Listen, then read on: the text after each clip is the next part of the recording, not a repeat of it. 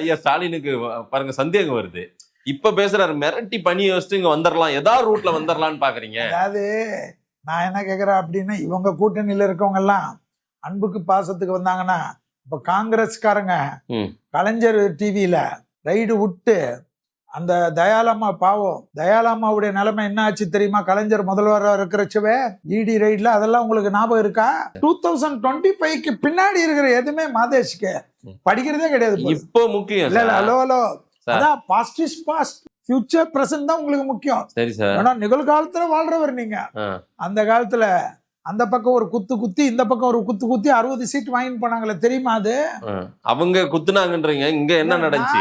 இங்க என்ன சார் நடந்துச்சு? நாங்க பேச அமித்ஷா ஏன் சார் வெயிட் பண்ணாரு? ரொம்ப நேரம் காத்திருந்தாரு. நாங்க என்ன 60 சீட்டை வாங்கிட்டாங்க பண்ணோம்.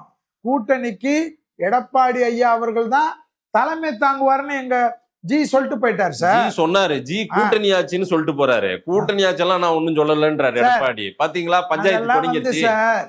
கூட்டணி ஆட்சி இல்லைன்றதெல்லாம் காலம் வரும் சார். அரசியல்ல பிரியறது.